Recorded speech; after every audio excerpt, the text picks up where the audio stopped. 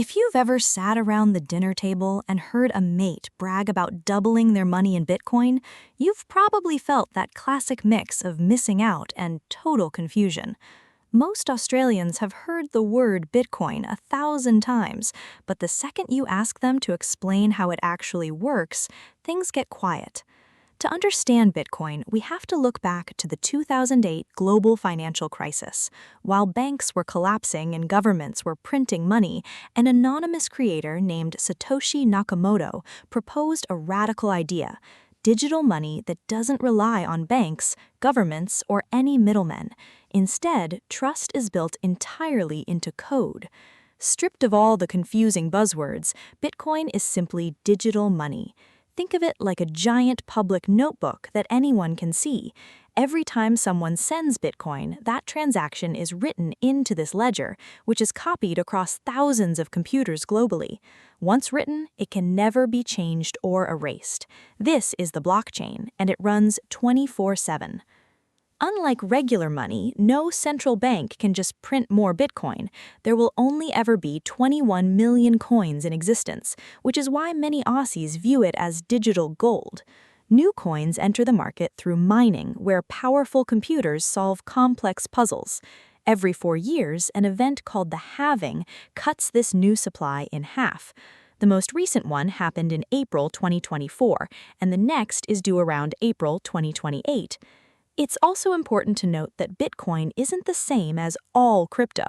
Bitcoin is a single asset designed to be digital money, while other cryptocurrencies like Ethereum or Solana power apps or smart contracts, and many smaller coins carry much higher risk. Here in Australia, crypto is completely legal. Most people start by using a local exchange to deposit money and buy coins. If you go this route, ensure the platform is registered with AUSTRAC. Regulations are tightening for the better. Australia's Digital Assets Framework Act requires exchanges to hold an Australian financial services license by April 2027, offering everyday investors much stronger protections. If you want to skip exchanges entirely, you can now buy spot Bitcoin ETFs directly on the ASX, like the VanEck or Monochrome funds, which has made it much simpler for self-managed super funds to participate. Alternatively, serious investors use self-custody, moving their assets onto a physical hardware wallet for ultimate control. The area where most Australians get tripped up is tax.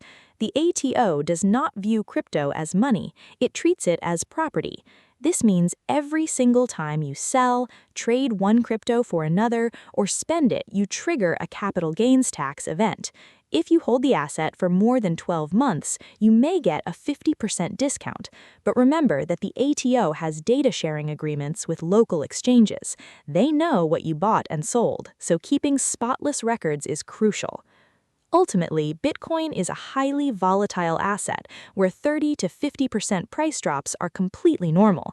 It shouldn't be the foundation of your financial life. A smart strategy means securing your emergency fund, paying off high-interest debt, and investing in traditional assets first. Only then does a small 1 to 5% allocation to crypto make sense. The wisest way to build that position is through dollar-cost averaging, investing a fixed amount every week or month to smooth out the wild price swings and take the emotion out of the game.